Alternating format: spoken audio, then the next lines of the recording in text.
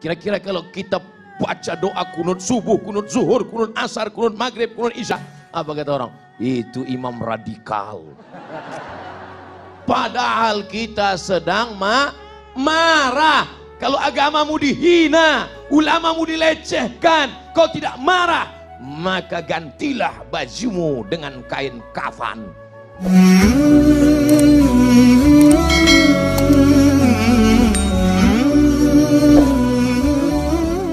Yang dimaksud dengan sabar adalah sanggup untuk melawan, sanggup untuk berbuat.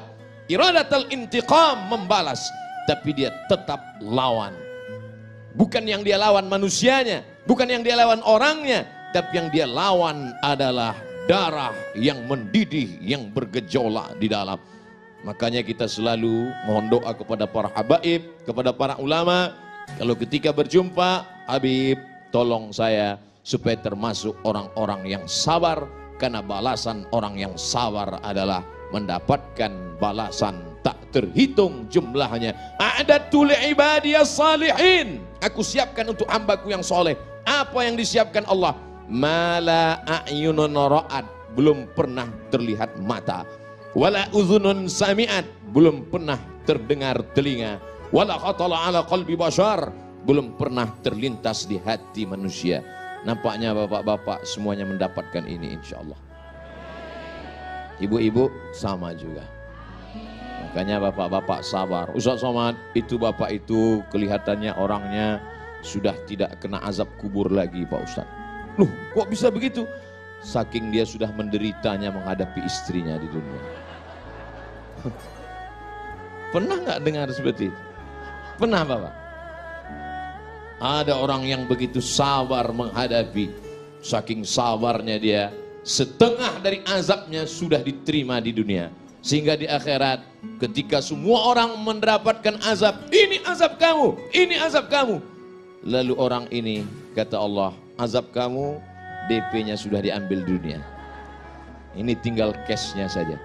Sedangkan kita semua tidak mau mendapatkan azab sama sekali. Maka doa kita, Rabbana atina fid dunya hasanah wa fil akhirati hasanah wa qina adzabannar.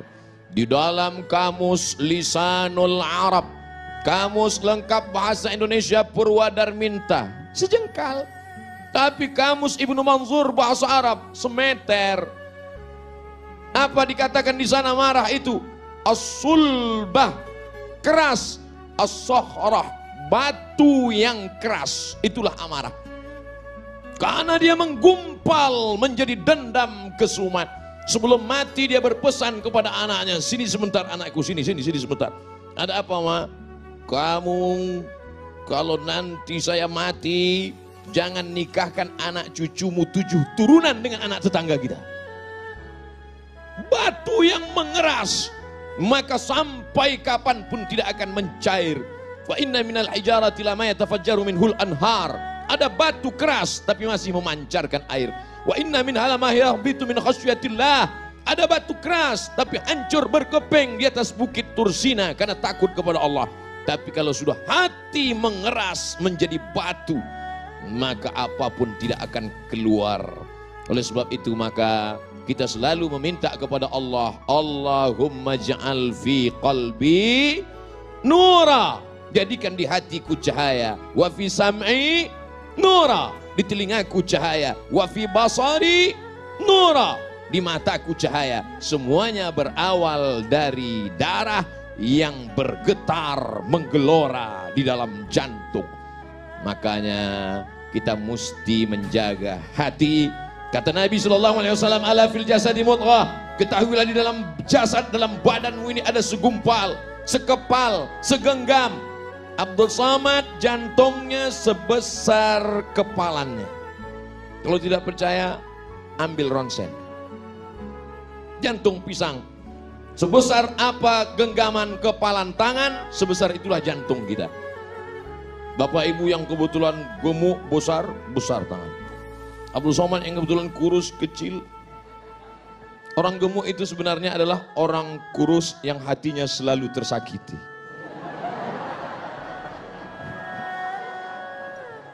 Dan Jadi kalau segumpal ini sudah hancur berkeping, digelorakan oleh setan, darah di dalam itu dibuatnya menjadi mendidih, maka kata Nabi SAW, innaha jamratun minan nar, sesungguhnya ada satu batu kerikil dari api neraka, tuqidu fi qalbi, yang dinyalakan di dalam hati seorang hamba. Alam tarau, apakah kamu tidak pernah melihat humrata ainaihi, kalau sudah dinyalakan di dalam hati kerikil neraka, maka kamu akan melihat cahaya merahnya sampai ke kelopak mata. Makanya merah mata dia.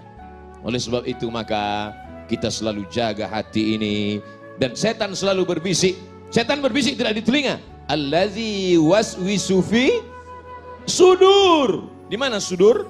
Dada. Sudur sebelah mana? Kiri apa kanan? Atas apa bawah? Sebelah kiri. Kiri tepatnya di mana lagi? 2 jari di bawah. Terasa berdegup dan berdetak.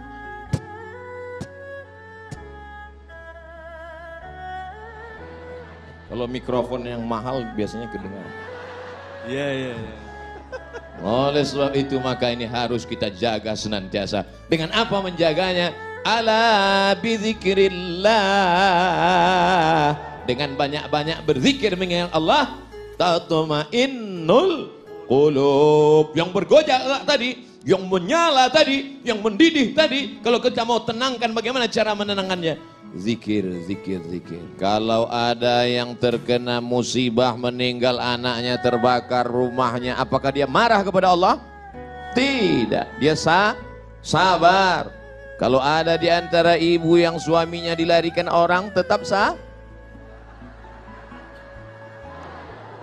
disitulah baru kelihatan bahwa yang namanya marah itu bukan dihilangkan dari diri manusia, tapi tempatkanlah marah pada tempatnya. Apa itu Ustaz ceramah kok marah-marah? Itu bukan pewaris Nabi. Nabi itu nggak pernah marah. Coba lihat, ketika Nabi dilempar pakai batu, basah tapak kakinya kena darah, terompak kayu sendalnya habis berdarah. Marahkah Nabi? Tidak. Datang malakul jibal, malaikat jibal, bukit segala bukit. Hai Muhammad sallallahu alaihi wasallam, tunjukkan padaku mana bukit yang paling besar di atas muka bumi ini, akan aku timpakan ke atas negeri Taif, rata mereka semua dengan tanah. Sebelum kita dengar jawaban Nabi SAW, andai yang datang itu malaikat kepada Abdul Somad, hai Abdul Somad, tunjukkan mana. Belum lagi selesai malaikat langsung saya potong ngomongnya. Itu Gunung Bromo, itu Gunung Kidul, itu Gunung Merapi, ratakan mereka dengan tanah, jangan sisakan satu pun. Itu makanya tidak ada nabi bernama Nabi Abdul Somad, karena tidak lulus fit and proper test.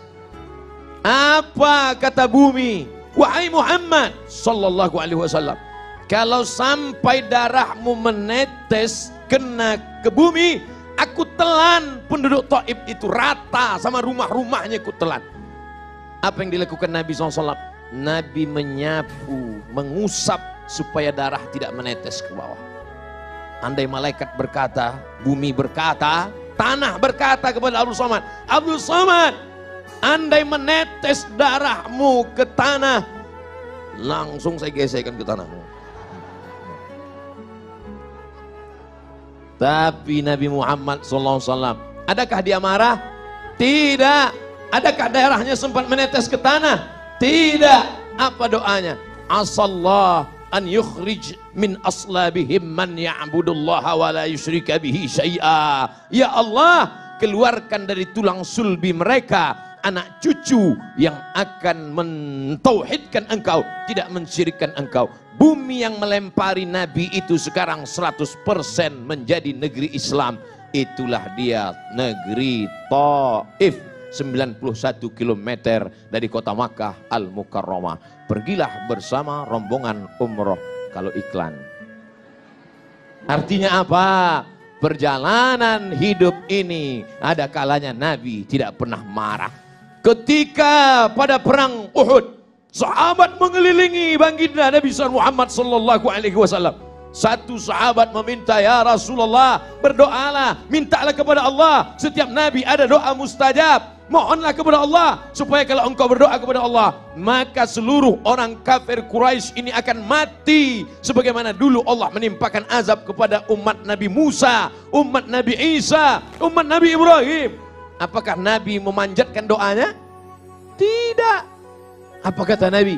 Aku simpan doa mustajab itu syafaatan li ummati yaumal qiyamah, untuk syafaatku, untuk umatku, sebagai syafaat nanti di akhir zaman.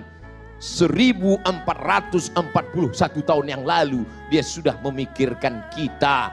Dia tidak marah, dia tidak pernah mengamuk, dia tidak pernah berteriak. Kenapa Abdul Somad kalau ceramah teriak-teriak? Karena Abdul Somad ceramah jam ini suasana genting. Habis makan siang, urat perut tegang, urat mata kendur, angin spoi-spoi. Jadi kalau saya ceramah, marilah kita sabar. Nabi nggak pernah marah. Makanya saya selalu kalau ceramah saya perhatikan, mana yang kira-kira matanya 5 watt ke situ saya. Marilah kita. Supaya apa? Supaya kita pandai menempatkan kapan kita bersuara lembut dan kapan kita bersuara keras.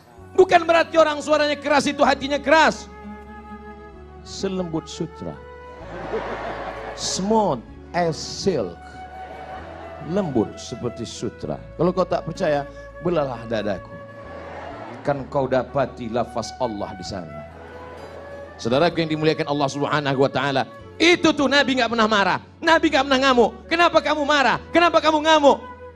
Kamu kenapa nggak meriwayatkan hadis Nabi yang sedang marah? 1 bulan Nabi berdoa, Allahumma al'an bani Ra'il, Allahumma al'an bani Zakwan, Allahumma al'an Usayyah, laknat bani Ra'il, laknat Usayyah, laknat Zakwan. Kenapa? Karena mereka membunuh 70 da'i yang dikirim oleh Rasulullah sallallahu alaihi wasallam. Kunut subuh, kunut zuhur, kunut asar, kunut Jumat, laknat, laknat, laknat. Qanata Rasulullah sallallahu alaihi wasallam syahran, thumma tarakahu. Setelah sebulan Nabi tidak berkunut lagi. Apa kata Abdurrahman ibnu Mahdi? Makna thumma qanata tarakahu, tarakahu. Nabi meninggalkan, bukan kunutnya yang dia tinggalkan. Yang dia tinggalkan laknatnya. Sedangkan kunutnya berlanjut sampai meninggal Nabi Muhammad sallallahu alaihi. Pernahkah Abdul Somad dalam doa kunutnya melaknat? Enggak pernah. Allahumma hadina fi man hadait, amin, wa afina fi man afait, amin, wa tawallana fi man tawallait, amin, wa barik lana fi ma a'tait, amin, wa qina bi rahmatika syarra ma qadait, amin. Sisanya pujian kepada Allah. Fa innaka taqdi wa la yaqda 'alaik wa innahu la yadhillu man walait wa la ya'izzu man 'adait tabarakta rabbana wa ta'ala falakal hamdu 'ala ma qadait nastaghfiruka wa natubu ilaik. Bagi yang hafal, yang enggak hafal gerak-gerak kena yang mulut. Bagaimana kalau Abdul Somad kunut subuh, kunut zuhur, kunut asar berdoa, Allahumma al'an Israel, Allahumma al'an, pokoknya laknatlah semua yang menzolimi, yang menganiaya, yang mengkriminalisasi ulama, yang menyudutkan orang-orang soleh, laknat. Kira-kira kalau kita baca doa kunut subuh, kunut zuhur, kunut asar, kunut maghrib, kunut isya, apa kata orang? Itu imam radikal. Padahal kita sedang marah. Kalau agamamu dihina, ulamamu dilecehkan, kau tidak marah, maka gantilah bajumu dengan kain kafan.